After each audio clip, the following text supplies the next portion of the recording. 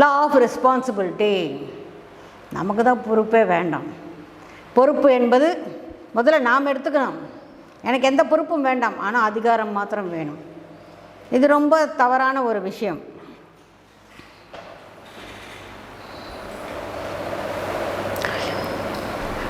நம்ம வாழ்க்கையில் இருக்கிற அனைத்துக்கும் நாம் பொறுப்பு வகிக்கணும்.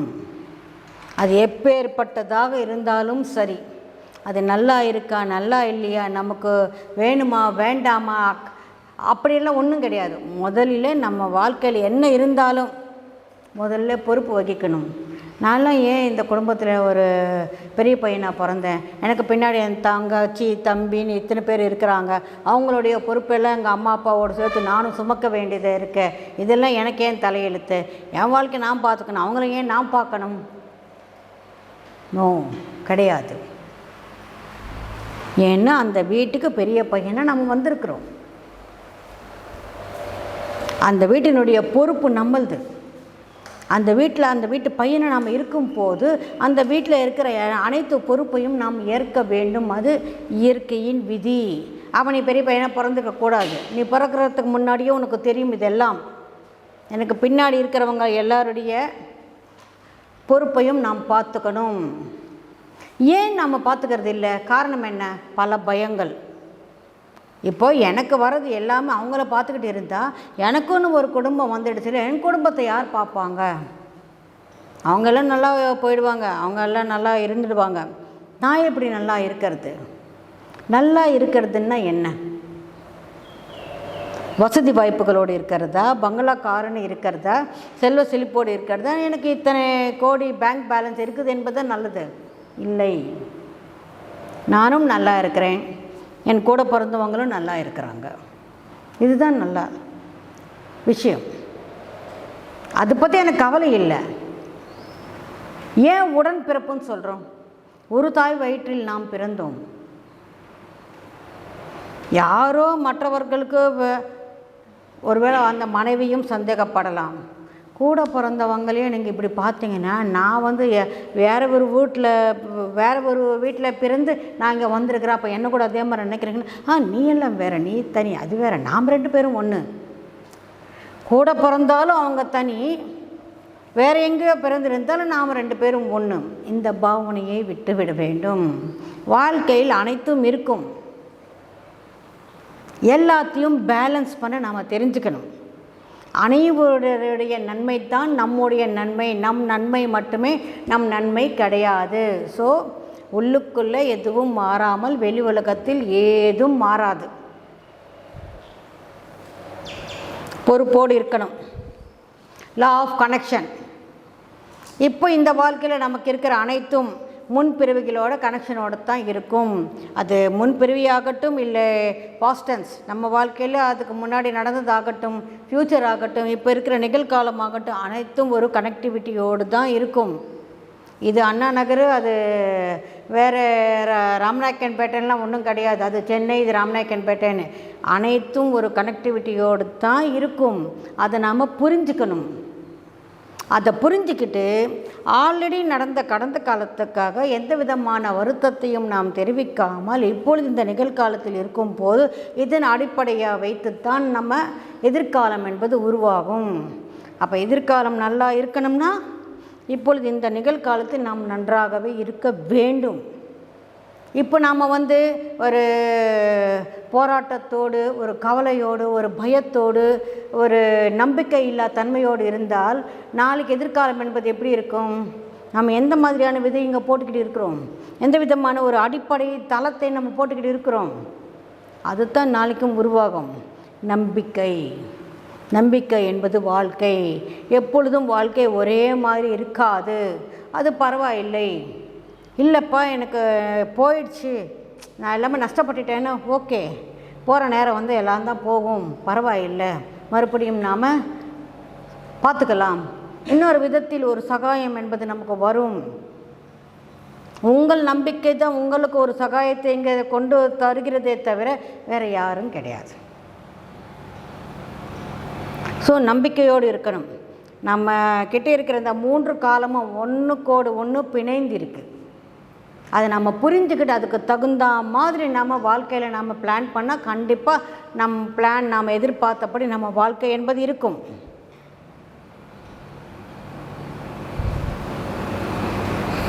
தி லா ஆஃப் ஃபோக்கஸ். ஒரே தடவை நாம் 2 விஷயத்தை நாம் யோசிக்க முடியாது. ஒரு தடவை ஒரு விஷயத்தை தான் நம்மளால் யோசிக்க முடியும். ஃபோக்கஸ் மீன்ஸ் எது மேலே நாம் ஒரு கண்ணோட்டத்தோடு இருக்கிறோம், அது மேலேயே கண்ணும் கருத்தமாக இருக்கிறோம் என்பதை பார்க்கணும். நம்ம ஒரு விஷயத்தை யோசிக்கும் போதே, நான் ஒரு வியாபாரத்தை ஆரம்பிக்கிறேன், அந்த வியாபாரத்தில் நான் நல்லா வரணும் அப்படின்னு ஒரு ஆசை இருக்குது.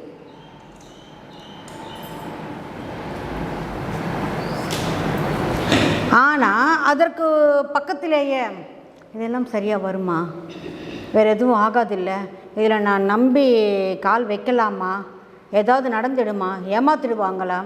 ஒரு வியாபாரத்தை செய்யும் போது ப்ரோஸ் அண்ட் கான்ஸ் எல்லாமே தெரிஞ்சுக்கிட்டு செய்யணும். அட் தி சேம் டைம் ஒரு நம்பிக்கையோடு நம்ம செய்யணும். அந்த நம்பிக்கை இல்லாமல் இதெல்லாம் என்ன நடக்கும்ப்பா, ஏதாவது நடந்துடுச்சுன்னா எப்படி அப்படின்னு ஒரு நெகட்டிவ் திங்கிங் கூட நம்ம அடி எடுத்து வைக்கக்கூடாது. இந்த பக்கம் நல்லா இருக்கணும்னு சொல்கிறீங்க, நல்லா வளரணும், நல்லா சம்பாதிக்கணும், நல்ல செல்வ செழிப்போடு இருக்கணும்னு சொல்கிறீங்க. இந்த பக்கம் அது ஆரம்பிக்கும் போதே ஒரு பயம், ஒரு தயக்கம், ஒரு அவநம்பிக்கை, மோசம் செஞ்சிடுவாங்களோ, மோசம் போயிடுவோமா, நமக்கு எதுவும் தெரியாதே, நம் எண்ணம் தான் நமக்கு மோசம் செய்கிறது. இதற்கு நம்ம முன்னோர்கள் என்ன செஞ்சாங்கன்னா, கடவுள் நம்பிக்கை என்பது ஒன்று கொண்டு வந்தாங்க. எல்லாம் செஞ்சிட்டேன்ப்பா, என் கையில் இருக்கிறதெல்லாம் நான் செஞ்சிட்டேன், அதுக்கப்புறம் அவனுடைய செயல். அப்போ கடவுள் நம்பிக்கை என்பது ஏன் கொண்டு வந்தாங்கன்னா, நீங்கள் அந்த கடவுள் நம்பிக்கை வைக்கும் போது இங்கே எந்த விதமான நெகட்டிவ் திங்கிங் என்பது வராது. நடக்குமா நடக்காதா, நான் செய்கிறது என் கையில் இருக்கிறதெல்லாம் நான் செஞ்சிட்டேன், என் முயற்சியில் நான் இருக்கிறேன், நான் சரியாக இருக்கிறேன், அதுக்கப்புறம் அவன் பார்த்துக்குவான் என்ற ஒரு எனர்ஜியை நம்பி, நம்ம விட மேலே இருக்கிற அந்த எனர்ஜியை நம்பி அதன் மேலே நம்ம நம்பிக்கை வைக்கும் போது இங்கே கடவுள் மேலே நம்பிக்கையை வைத்த பிறகு என்ன ஆகிடுமோ அப்படின்ற ஒரு அவநம்பிக்கையோ ஒரு நெகட்டிவ் திங்கிங்கோ நமக்கு கண்டிப்பாக வராது. ஆனால் இப்போ உங்களுடைய வியாபாரம் நீங்கள் நல்லா நடத்துகிறீங்க, லட்சம் லட்சமாக கோடி கோடியாக சம்பாதிக்கிறீங்க. நாம் என்ன நினைக்கிறோம், எல்லாம் அவனுடைய செயல், எல்லாம் அவனுடைய செயல் என்பது நம்முடைய பணிவை காட்டுகிறது. அட் தி சேம் டைம் உண்மை என்ன என்றால், அது நடந்தது நம்முடைய பாசிட்டிவ் திங்கிங் மூலமாகத்தான். நாம் நம்பினோம், அந்த நம்பிக்கை நமக்கு ஒரு பாசிட்டிவ் எண்ணத்தை கொடுத்தது, அதிலிருந்து ஒரு பயத்தை நீக்கியது, எல்லாமே நல்லபடியாக நம்ம நடக்கும் சொல்லி நம்ம முன்னுக்கு போனோம். கடவுள் நம்பிக்கை கொண்டு வந்தது நமக்கு ஒரு பாசிட்டிவ் திங்கிங்கை கொடுப்பதற்கு. நம்முடைய சக்தி பத்தாது, அதனால் வேறு ஒரு சக்தியை நாம் நாடுகின்றோம் என்ற ஒரு பாவனையை நமக்கு கொடுத்தாங்க. உண்மையில் வேறு எந்த சக்தியும் நமக்கு தேவையில்லை, நம் சக்தியே நமக்கு போதும். நம் சக்தி தான் நமக்கு இந்த வெற்றியை கொடுத்துருக்குதே தவிர வேறு எந்த சக்தியும் கிடையாது. அதுக்குன்னு கடவுள் இல்லையா, கடவுள் சக்தி இல்லையானா கடவுள் இருக்குது, கடவுள் சக்தியும் இருக்குது. நம் நம்பிக்கை அந்த சக்தி மேல் வைத்ததின் காரணமாக நமக்கு இங்கே எந்த விதமான அவநம்பிக்கையும் இல்லாமல் போனது, அது மாபெரும் காரணம். ஸோ முதலில் நாம் நம்பிக்கையோடு இருக்கணும். ஃபோக்கஸ், இது செய்யணும்னா அது மேலேயே நம்ம கண்ணும் கருத்துமாக இருக்கணும். எந்த விதமான நெகட்டிவ் எண்ணங்களுக்கு நம்ம இடம் கொடுக்கக்கூடாது. அதில் இருக்கிற பாசிட்டிவ்னஸை பார்த்து அதுக்காக நம்ம தைரியமாக இறங்கி செய்யணும். இதெல்லாம் கர்மாவுக்கு எப்படிங்க ஆகும்னா, எந்த விதமான கர்மாவாக இருந்தாலும் நீங்கள் செயல்பட்டால் உங்களுடைய கர்மாவை நீங்கள் மாற்றி கொள்ளலாம். எத்தனை பேர் எத்தனையோ உதாரணங்கள் நாம் சொல்லலாம். இப்போ நம்ம அம்பானி எடுத்துக்கோங்க. அவர் என்ன பிறந்ததுலேருந்து தீருபாய் அம்பானி ஏதாவது செல்வந்தராக இருந்தாரா என்ன? இல்லையே. ஒரு பெட்ரோல் பங்கில் பெட்ரோல் போடுற ஒரு பையனாக தான் இருந்தார். அதுக்கப்புறமா மல்லமாக வியாபாரத்தை ஆரம்பித்து இன்றைக்கி அவருடைய பையன் ஏஷியாவிலேயே நம்பர் 1 வெல்த்தி பர்சன். பரம்பரையை ஒன்றும் வரல, அது அவர் எப்படி ஆரம்பித்தார்? ஜீரோவில் இருந்து யார் வேண்டுமானாலும் ஆரம்பிக்கலாம். அதுக்கு காரணம் அவருடைய தன்னம்பிக்கை. நம்பினார், தன் சக்தியை தான் நம்பினார். தன் சக்தியோடு வேறொரு சக்தியையும் எனக்கு துணை இருக்கிறது என்ற அந்த நம்பிக்கையோடு இருந்தார். எல்லாமே நடந்தது. இப்போ நீங்கள் தமிழ் மேட்ரிமோனி பார்க்குறீங்க. அது இப்போ கோடானு கோடி பிஸ்னஸ் செய்து இப்போ ஷேர்ஸுக்கு கூட அவங்க போயிருக்கிறாங்க. பப்ளிக் லிமிடெட் கம்பெனியாக மாறி இருக்கு. ஆனால் அவங்க ஆரம்பித்தது ஒரே ஒரு ரூமில் ஒரு கம்ப்யூட்டர் வச்சு ஆரம்பித்தது தான் தமிழ் மேட்ரிமோனி. அதுவும் ஹார்பர் கிட்ட தான், பாரிஸில். எப்படி இவ்வளோ பெரிய கம்பெனியாக எப்படி வளர்ந்தது? நம்பிக்கை. நமக்கு வர வாய்ப்புகளை தேடி நாம் அதற்கு உண்டான படிகளை எடுத்து வைத்தால் ஆட்டோமேட்டிக்காக கண்டிப்பாக அது நமக்கு நடக்கும். So law of focus, law of giving and hospitality. கண்டிப்பாக நம்மக்கிட்டே இருப்பதை நாம் மற்றவர்களுக்கு கொடுக்க வேண்டும். அதே சமயம் நாம் ஒரு அன்போடு அந்த பரிமாற்றம் என்பது இருக்க வேண்டுமே தவிர, நான் கொடுக்குறேன் உனக்கு, என் தெய்வில் தான் நீ வாழ்கிற, நான் இல்லைன்னா உன் வாழ்க்கையில் என்ன ஆகிடும் அப்படின்னு அகங்காரத்துக்கு போகக்கூடாது. கொடுக்குறப்ப ஒரு பணிவோடு இருக்கணும். நம் கிட்ட இருக்கிறது கொடுப்பது என்பது தர்மம். இல்லாதவங்களுக்கு நாம் கொடுத்து ஆக வேண்டும் என்ற ஒரு நியாயத்தோடு ஒரு தர்மத்தோடு அவங்களுக்கு கும்பிட்டு கொடுக்கணும்.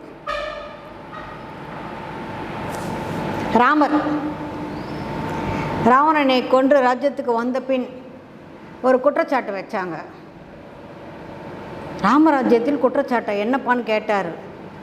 ஒரு நல்ல நாளுக்கு கூட எதுவும் கொடுக்கறதுக்கு யாருமே இல்லையே, எல்லாரும் ராமராஜ்யத்தில் சுபிக்ஷமாக இருக்கிறாங்க, பிச்சைக்காரன் கூட இல்லையே, ஏதாவது கொடுக்கணும். இன்றைக்கி எங்கள் அப்பாவுக்கு திதிக்கு ஒரு 2 பேருக்கு சாப்பாடு போகணும்னு சொன்னாலும் யாருமே இங்கே வாங்குறதுக்கு ரெடியாக இல்லை. ஏன்னா யாரும் பசியோடு இல்லை, ஒருத்தர் கொடுக்கணும்னு எதிர்பார்த்து இல்லை.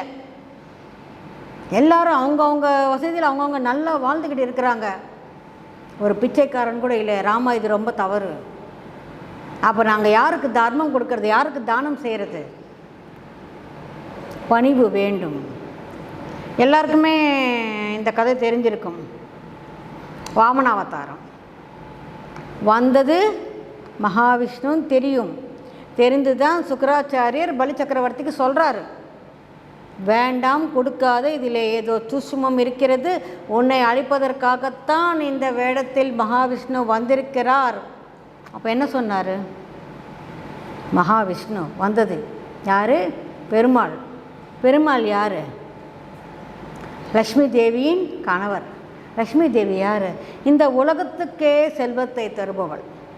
உலகத்துக்கே செல்வத்தை தருகின்ற அந்த தேவதையுடைய கணவர் என் கை முன்னாடி கையை நீட்டுறாரு. இதை விட பெரிய விஷயம் ஏதாவது இருக்குமா? இந்த உயிர் இன்றைக்கி இருக்கும், நாளைக்கு இல்லாமல் போகலாம். இந்த சிம்மாசனம் இருக்கலாம், இல்லாமல் போகலாம். இந்த ராஜ்யம் இருக்கலாம், இல்லாமல் போகலாம். ஆனால் இந்த வாய்ப்பு மறுபடியும் வருமா? சுக்கராச்சாரியர் அவ்வளவு சொல்லியும் அது அகங்காரம் கிடையாது. அவர் ஒரு வாய்ப்பாக பார்த்தார். அது ஒரு பெருமை. எப்பேற்பட்டவர் என்னை கேட்குறாரு, அதுக்கு போய் நான் பயந்து கொடுக்காமல் இருந்தால் அப்புறம் வரலாற்றில் என்னுடைய பேர் எப்படி இருக்கும்? பேர் இல்லாமல் எவ்வளோ நாள் தான் இந்த ராஜ்யம் செய்து என்ன பலன் இருக்குது? எனக்கு முன்னாடி எத்தனையோ பேர் ராஜ்யம் செஞ்சாங்க எங்கள் தலைமுறையில். அவங்க எல்லோரும் யாராவது அதாவது நாம் நினச்சிக்கிறோமா? என்ன நினச்சிக்கணும்ப்பா. அது பேர் அது ஒரு தற்பெருமைக்காக சொல்லலை.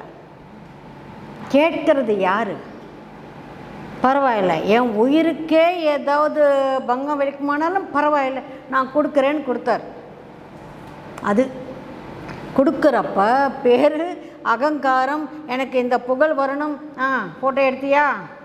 இல்லை, இப்போ என்னதான் செஞ்சுக்கிறேன், இந்தடா மறுபடியும் ஃபோட்டோ எடு. நாம் ஒரு பேருக்காகவும் புகழுக்காகவும் எல்லாருக்கும் தெரிவிப்பதற்காகவும் எல்லாரும் என்னை பற்றி புகழணும் என்ற ஒரு கோரிக்கையோடு நாம் செஞ்சால் அது கண்டிப்பாக சேவை என்பது ஆகாது, கொடுப்பது என்பது ஆகாது. நாம் முடிந்த வரைக்கும் அனைவருக்கும் நம்மக்கிட்ட இருப்பதை நாம் அவர்களுக்கு கொடுத்து அவர்கள்கிட்ட நாம் ஜாகிரதையாக, உங்களுக்கு எல்லாம் வந்ததா, சரியாக இருக்கா, ஓகேவா, அதான் வந்தாங்க கொடுத்தோம், வேறு என்ன வேணும் கேட்டுக்கிட்டே இருந்து அவங்களும் சொல்லிக்கிட்டே இருப்பாங்க.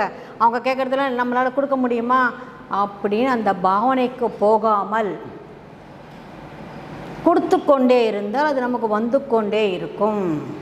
இங்கே வரவங்க நிறைய பேர் இங்கே சாப்பாடெல்லாம் ரொம்ப நல்லா இருக்குங்க, வீட்டு சாப்பாடு மாதிரி இருக்குது, சாத்விக உணவுன்னு அப்படி கொடுக்குறீங்க, நாங்கள் வந்து கிளாஸ் முடிச்சுட்டு வரத்துக்குள்ளே நீங்கள் எந்த நேரம் சொல்கிறீங்க அந்த நேரத்துக்கு இங்கே சாப்பாடு ரெடியாக இருக்குது, நாங்கள் ஒரு நிமிஷம் கூட இங்கே காத்துக்கிட்டு இருக்க வேண்டிய அவசியமே இல்லை, இவ்வளோ இயற்கை இருக்குது, பிரமிட்ஸ் இருக்குது, தியானங்கள் இருக்குது, அத்தோடு சுவையான உணவும் இருக்குது, அங்கே கொடுக்குறப்ப அது ஒரு அன்போடு கொடுக்குறாங்க, சிரிச்சுக்கிட்டே கொடுக்குறாங்க, எந்த விதமான கசகசப்பு எதுவும் இல்லை. சொல்கிறதுக்கு காரணம் என்ன? நம்மை தேடி வந்தவங்களுக்கு நாம் எப்பொழுதும் அந்த பணிவோடு அந்த சேவையை நாம் செய்ய வேண்டும். இது பத்ரிஜி சொல்லி கொடுத்தது. இன்னும் சொல்லுவார், இன்னும் நிறைய கொடுக்கணும். சாப்பாடுன்னு அப்படி விருந்து மாதிரி இருக்கணும் ஒவ்வொரு வேலையும். ஏன் சார் எல்லாத்துக்கும் நீங்கள் மத்திய மார்க்கம் தானே சொல்வீங்க, இது இங்கே கொடுப்பதில் மாத்திரம் ஏன் இவ்வளவு அதிகமாக கொடுக்கணும்னு நீங்கள் சொல்வீங்கன்னா இதில் ஒரு சூட்சுமம் இருக்குது.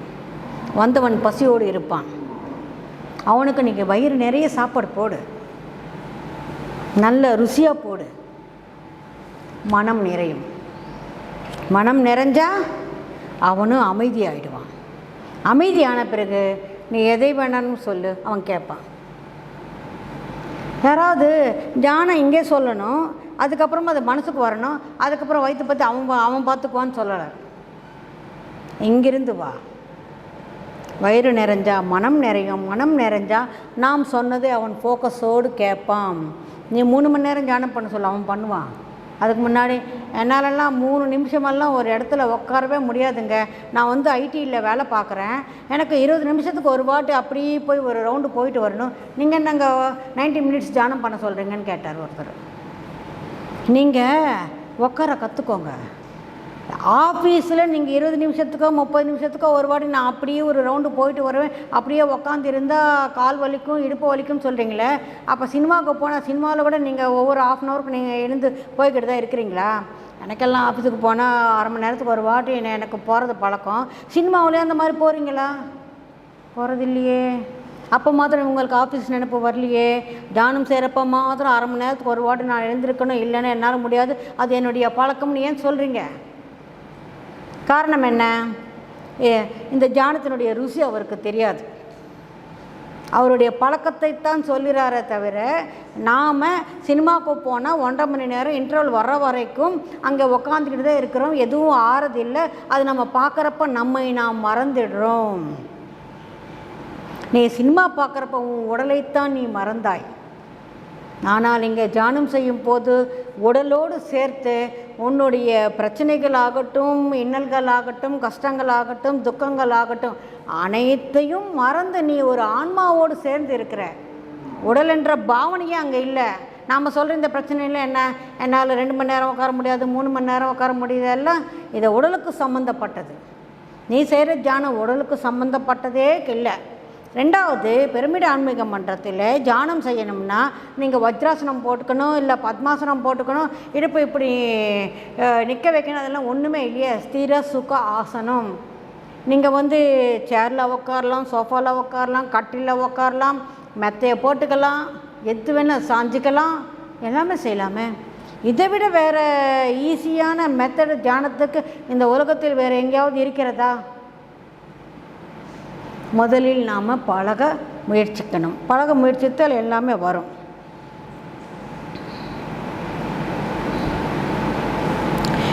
ஒன்பதாவது, தி லா ஆஃப் பிரசன்ஸ். இப்பொழுது நீ நிகழ்காலத்தில் எப்படி இருக்கிறாயோ அதன் மேல் உன்னுடைய எண்ணம் என்பது இருக்க வேண்டும். நாம் இருந்தால் முந்தைய காலத்தில் இருக்கிறோம், இல்லைன்னா எதிர்காலத்துக்கு போயிடுறோம். இப்போது the power of now, Eckhart Tolle எழுதின புத்தகம், அதை படிங்க. இந்த நிகழ்காலத்தில் இருப்பது எவ்வளவு சுகமானது என்பது தெரியும். நடந்தது நடந்து முடிந்தது, அதை பற்றி கவலைப்பட்டு ஒரு பிரயோஜனமும் இல்லை. எவ்வளவு கவலைப்பட்டாலும் எத்தனை கோடி கொடுத்தாலும் அந்த நிகழ்வை நம்மளால் மாற்ற இயலாது. நடந்து போன அந்த ஒரு நொடியை நம்மளால் திரும்ப பெற முடியாது. எதிர்காலம் அது இன்னும் உருவாகவே இல்லை. இப்போ இருக்கிறது நம்ம கையில் நிகழ்காலம் மட்டுமே. இதை முதல்ல நாம் கவனித்தால் ஆட்டோமேட்டிக்காக இதன் அடிப்படையில் நம்மளுடைய எதிர்காலம் என்பது நீங்கள் இப்போ எப்படி இருக்கிறீங்களோ இந்த நிகழ்காலத்தில் அதற்கு ஏற்றவாறு உங்களுடைய எதிர்காலம் என்பது இருக்கும். நம் கையில் இருக்கிறது வெறும் இந்த நிகழ்காலம் மட்டுமே. இன்றைக்கு இப்பொழுது இந்த கிளாஸ், அதுக்கப்புறமா சாப்பாடு, அதுக்கப்புறமா ஒரு ஓய்வு, அதுக்கப்புறம் மறுபடியும் தியானம். இது தான் நம்ம கையில் இருக்குது. இப்போ இந்த நொடி தான் நம்ம கையில் இருக்குது. அடுத்த நொடி தெரியாது. இப்போ நம்ம வந்தோம், இந்த ஏசியை நம்ம அனுபவிச்சுக்கிட்டு இருக்கிறோம். மறுபடியும் 4:30 மணிக்கு நாம் இங்கே வரப்போகிறோம். அப்போ ஏசி இருக்குமான்னா இட் டோன்ட் நோ. கரண்ட் இல்லைன்னா ஏசி இருக்காது.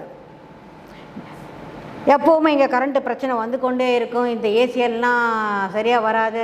வெளியில் கொஞ்சம் இயற்கை நல்லா இருந்தாலும் காற்று இல்லை, வேர்க்குது. எப்படி? அது 4:30 மணி பிரச்சனை. இப்போ எந்த பிரச்சனையும் இல்லையே. இப்போ இருக்கிற இந்த காற்றை நாம் அனுபவிச்சுட்டு போகலாமே.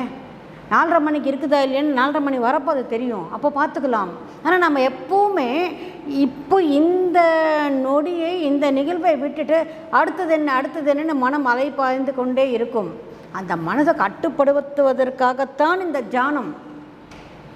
அது போய்கிட்டே இருக்கும், அது நிற்காது. இப்போ இல்லை, நாம் ரிட்டையர் ஆகி அதுக்கப்புறமா நாம் என்ன செய்ய போகிறோம் என்பதை வரைக்கும் அது போயிடும். நாம் இப்போ தான் வேலையில் சேர்ந்து 1 வருஷம் கூட ஆகலை, ஆனால் அதுக்குள்ளே ரிட்டையர்மெண்ட்டுக்கு அது போயிடும். தேவையில்லை. என்ன நடக்குமோ யாருக்கும் தெரியாது. ஸோ இந்த நிகழ்காலத்தில் நாம் இருக்க வேண்டும். ஃப்யூச்சரை பற்றி நமக்கு நிறைய கனவுகள் இருக்கலாம். பாஸ்டன்ஸில் நமக்கு கசப்பான விஷயங்கள் இருந்திருக்கலாம். ரெண்டத்தையும் விட்டுடுங்க. இப்போ நாம் எப்படி இருக்கிறோமோ அதன்படி தான் உங்களுடைய கனவுகள் அனைத்தும் நிறைவேறுவதற்கு ஒரு பாதை என்பது உருவாகும். ஸோ கண்டிப்பாக நாம் நிகழ்காலத்தில் இருக்க வேண்டும். இந்த நொடியில் இந்த நிகழ்வை நாம் ரசிக்க வேண்டும். நாளையை பற்றி நாளைக்கே நாம் யோசிக்கலாம். தி லா ஆஃப் சேஞ்ச், மாற்றம் ஒன்றே மாறாதது. இந்த உலகத்தில் அனைத்தும் மாறிக்கொண்டே தான் இருக்கும். மாற்றம் நடக்கும் என்ப இந்த விதி மாத்திரம் எப்பொழுதும் மாறாது. காலையில் இருக்கிற மாதிரி வானிலை இப்போ இருக்கா? இப்போ இருக்கிற மாதிரி நைட் இருக்குமா?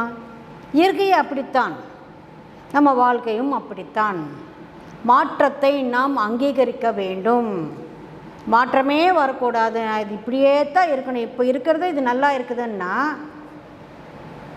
அம்மா மடியில் தூங்கும்போது நல்லா தான் இருந்தது, அதுக்காக நம்ம வளராமல் அப்படியே குழந்தையாகவே இருப்போமா? 60 வருஷம் ஆனாலும் இல்லை, 60 வருஷம் ஆனாலும் தாய்க்கு மகன் பிள்ளை தான், மடியில் இருக்கும் பிள்ளை போலத்தான். அதுக்குன்னு மடியிலேயே நாம் ஒரு குழந்தையாகவே இருக்க முடியாதில்ல. மாற்றம் எப்பொழுதும் வந்து கொண்டே இருக்கும். அந்த மாற்றத்துக்கு நாம் எப்பொழுதும் சரி என்று நம் கதவை திறந்து, நம் மனக்கதவை திறந்து நாம் எப்பொழுதும் அதுக்கு ஒரு வெல்கம் சொல்லிக்கொண்டே இருக்கணும். மாற்றமே வேண்டாம்னா அது முடியாது. மாற்றம் தான் நமக்கு ஒரு ஊக்கத்தை கொடுக்கிறது, ஒரு செழிப்பை கொடுக்கிறது. மாற்றத்தை நீங்கள் ஆஸ்வாதிக்கலைன்னா இந்த தியானத்துக்கு நீங்கள் வந்திருப்பீங்களா? அதனால நான் சின்ன வயசில் தான் நான் தியானம் செஞ்சேன். எனக்கெல்லாம் தியானம் எங்கேயும் சொல்லித்தரலை. எங்கள் அம்மாவும் சொல்லித்தரலை, எங்கள் ஸ்கூலில் டீச்சரும், எங்கள் காலேஜில் எங்கேயும் சொல்லித்தரலை. இப்போ இந்த வயசில் எனக்கு ஏன் இந்த தியானத்தை பற்றியெல்லாம் நீங்கள் சொல்லித்தரீங்க? இந்த மாற்றமெல்லாம் எனக்கு வேண்டாம், எனக்கு தெரிந்தது நான் செஞ்சால் போதும், இனிமேல் இன்னொன்று புதுசாக தெரிஞ்சுக்கிட்டு செய்ய தேவையில்லைன்னு சொல்லி வாதனை செய்பவர்களோடு நம்மளே ஒப்பிட்டு பார்த்தால் நாம் கூட அவங்களோட மாதிரி முட்டாளாகத்தான் ஆய்விடுவோம். ஒவ்வொன்றும் புதுசாக நம்ம வாழ்க்கையில் வர்ற ஒவ்வொன்றும் நமக்கு ஒரு பரிசை கொடுக்கிறது. அந்த வெகுமானம் வேண்டாம் என்றால் நம் வாழ்க்கை எங்கே போட்டது அதே போல தான் இருக்கும். நாம் என்ன நினைக்கிறோம்? மாற்றம் என்பது ஒரு 100 கோடி வந்தால் நம்ம வேண்டாம் சொல்ல போகிறோமா? எங்கள் அப்பாவுக்கு இல்லை, எங்கள் அம்மாவுக்கு இல்லை, நான் வந்தபோது எங்கள் வீட்டுக்காரர் கூட இல்லை, இப்போ எனக்கு கூட அந்த 100 கோடி வேண்டாங்க. எப்போவுமே நாங்கள் 1 கோடியே பார்த்தது இல்லை, 100 கோடியில் எதுக்கு வேண்டாம் சொல்கிறோமா? அப்போ மாத்திரம் அந்த மாற்றத்துக்கு நாம் சரின்னு சொல்கிறோம். நமக்கு எல்லாமே அளவுகோல் என்பது ஒரு ஸ்கேலாக பணம் தான் இருக்கிறது. ஆனால் எல்லாத்துக்குமே பணம் என்பது அளவுகோல் கிடையாது. எத்தனை பேருங்க? இப்போ நம்ம அம்பானியே எடுத்துக்கலாம், முகேஷ் அம்பானி. அவர் நிம்மதியாக இருக்கிறாரு, ஏஷியாவிலேயே நம்பர் 1 பணக்காரர் இல்லை, நிம்மதியாக இருக்கிறாரா? அவர் பையனுக்கு என்னாச்சு? அவர் எத்தனை நாள் ஊர் வருவாளோ அவருக்கே தெரியாது. அவர் கல்யாணமும் ஒன்று பண்ணி வச்சு ஆடம்பரமாக எல்லா செலவும் செய்து அது பலனில்லாத அவருக்கு உள்ளுக்குள்ளே எவ்வளோ சோகம் என்பது இருக்குது. ஆனால் அந்த சோகத்தை பற்றி நமக்கு தெரியாது. ஏசியாவிலேயே நம்பர் 1 ரிச்சஸ்ட் பர்சன், அவரை மாதிரி இல்லை நான் இருக்கணும். ஆனால் அவருக்கு நிம்மதியான உறக்கம் இருக்கிறதா? இந்த கோடிகளை இன்னும் மேலும் எப்படி வளர்க்கணும்? எப்பொழுதும் அந்த நம்பர் 1 பொசிஷனில் இருக்கிறதுக்கு அவர் என்னென்ன செய்ய வேண்டும் அது நமக்கு தெரியுதா, புரிகிறதா? ஸ்ரீதேவி மாதிரி இருக்கணும், அந்த ஆக்டர் மாதிரி இருக்கணும், இந்த ஆக்டர் மாதிரி இருக்கணும். அவங்களால நிம்மதியாக ஒரு வேளை ஒரு முழு சாப்பாடு சாப்பிட முடிகிறதா? கேளுங்க. அன்றைக்கி சிந்து பேட்மிண்டன் பிளேயர் வேர்ல்டு சாம்பியன் ஆனாங்க. வேர்ல்டு சாம்பியன் ஆனதுக்கு அவங்கக்கிட்ட கேட்டாங்க, இப்போ உங்களுக்கு என்ன தோணுது, உங்களுக்கு என்ன வேணும்னு. ஒரு கப்பு கெட்டி தயிர் வேணும். அது சாப்பிட்டு பல வருஷங்கள் ஆயிடுச்சு. அது சாப்பிட்டா குண்டாயிடுவேன், என்னால் பேட்மிண்டன் விளையாடும் போது அந்த ஸ்ட்ரோக் என்னால் அடிக்க முடியாதுன்னு சொல்லி அது சாப்பிட்டே பல வருஷம் ஆச்சு. ஒரு கப்பு தயிர் கொடுங்க, கட்டி தயிர்னு. இப்போ சொல்லுங்கள், அவங்களுக்கு உண்டான இந்த டைட்டில் பெருசா? ஒரு நாள் கூட விடாமல் நாம் சாப்பிட்டுக்கிட்டு இருக்கிறோமே, நாம் அதிர்ஷ்டசாலிகளா? நாம் அவங்களுடைய செலிப்ரிட்டி இருக்கிறாங்கள தான் நம்ம பார்க்குறோம். அதுக்காக அவங்க எழுந்தது என்ன? டெய்லி காலையில் ஹீரோயினை கேளுங்க, ஒரு பிரெட்டு, ஒரு புரோட்டீன் ஷேக், அவ்வளோதான். மத்தியானத்தில் வெறும் காய்கறி, கீரை வகைகள், இல்லை சுண்டல், அவ்வளோதான். ஐயோ, டெய்லி ஜிம்மு போகணும், டெய்லி எக்ஸசைஸ் பண்ணணும், பார்த்து சாப்பிட்ணும். அன்றைக்கி அக்ஷய்குமார் அவர் சொன்னார், உங்கள் சினிமா வந்து ரொம்ப நல்லா போச்சுன்னு நீங்கள் என்ன செஞ்சீங்கன்னா, சிரிக்கக்கூடாது, 2 சமோசா சாப்பிட்டேங்க. அடப்பாவி, சினிமா இவ்வளோ கோடி சம்பாதிச்சு அது மாபெரும் பெரிய பிளாக் பஸ்டர் ஹிட்டுன்னு சொல்கிறாங்க, என்னடா செஞ்சேன்னா 2 சமோசா சாப்பிட்டாரா? நாம் வாரத்துக்கு ஒரு வாட்டி சாப்பிட்டுக்கிட்டு இருக்கிறோம். அதாவது நாம் மற்றவங்களை பார்த்து அவங்களுக்கு என்ன இருக்கிறது அது எல்லாம் நமக்கு இல்லையேன்னு சொல்லி நாம் ஆதங்கப்படுறோமே தவிர, அவங்களுக்கு இல்லாதது நாம் எப்படி இந்த வாழ்க்கையை நாம் ரசிச்சுக்கிட்டு இருக்கிறோம், அனைத்தையும் சாப்பிட்டுக்கிட்டு இருக்கிறோம், நாம் எப்படி ஜாலியாக இருக்கிறோம். ரேஷ்மிகா இருக்கிறாங்க, அவங்கக்கிட்ட நிறைய பணம் இருக்குது, நேஷனல் க்ரஸ்ட்டு எல்லாமே ஓகே. டக்குன்னு இப்போ கார் எடுத்துக்கிட்டு போய் ஒரு துணிக்கடையில் அவங்களால பர்ச்சேஸ் பண்ண முடியுமா? ஒரு ரெஸ்டாரண்ட்டுக்கு போய் சாப்பிட முடியுமா? எங்கே பார்த்தாலும் கூட்டம், ரஷ்மிகான்னு. அவங்க இங்கே பர்ச்சேஸ் பண்ணுறதே இல்லை. நிறைய ஹீரோயினை கேளுங்க, நாங்கள் லண்டனுக்கு போகிறோம், நாங்கள் துபாய்க்கு போகிறோம் தான் சொல்கிறாங்க.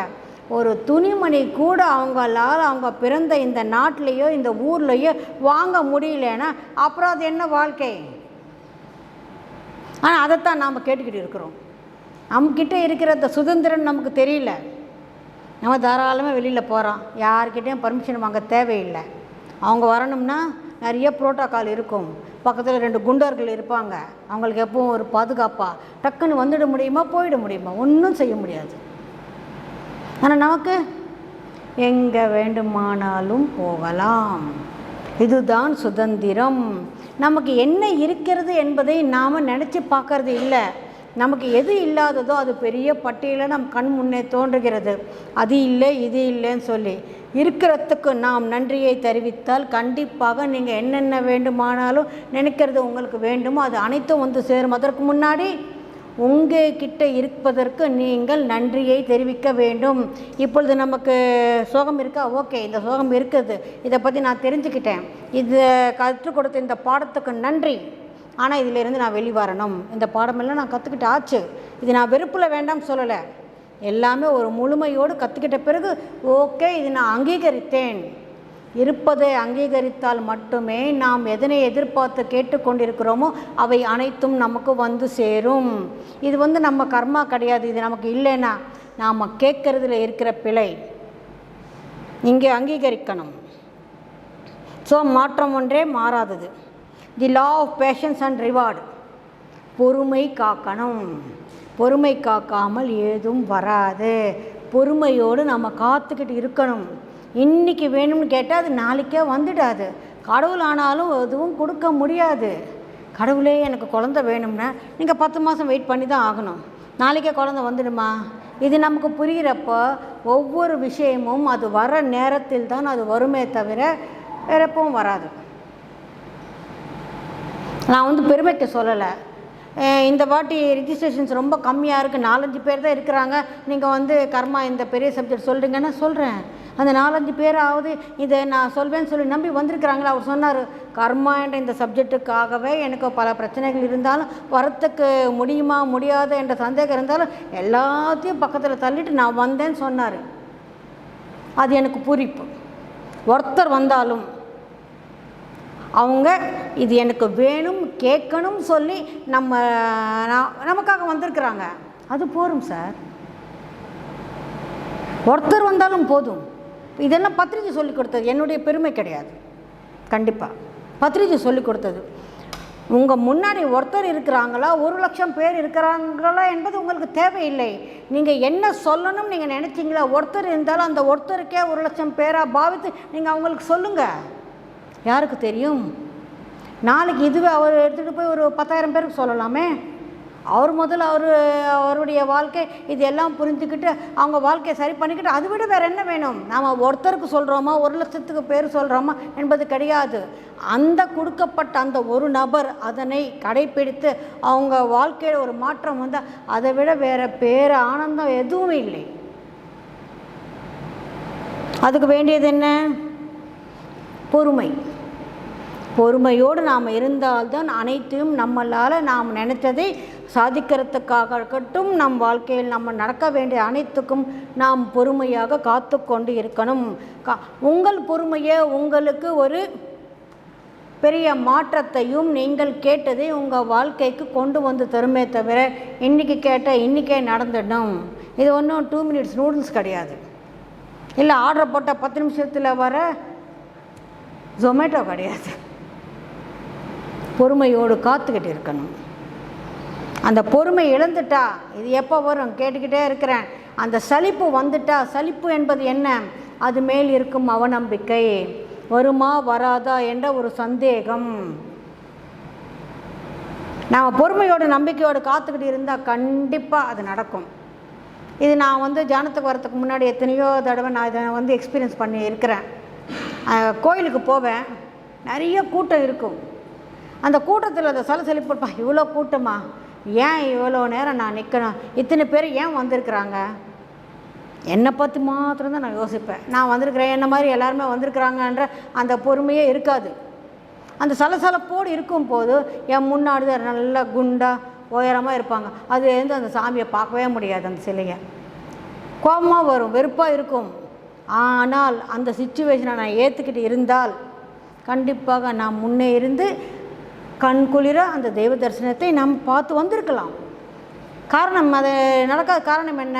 என்னுடைய இரிட்டேஷன். அங்கே பொறுமை இல்லை. என்ன மாதிரி தானே அவங்களும் வந்திருக்கிறாங்க, இவங்கெல்லாம் ஏன் இப்போவே வந்தாங்க, எந்த நேரத்துலேயே ஏன் வந்தாங்க, நான் வந்தப்போ தான் வரணுமா, வந்தால் அப்படியே ஒரு 10 நிமிஷத்தில் அது தெய்வ தரிசனம் பண்ணிக்கிட்டு போயிட்டு இருந்தால் நல்லா இருந்திருக்குமே, இவ்வளோ நேரம் நிற்க வேண்டியது வந்தது, என்ன கஷ்டம்.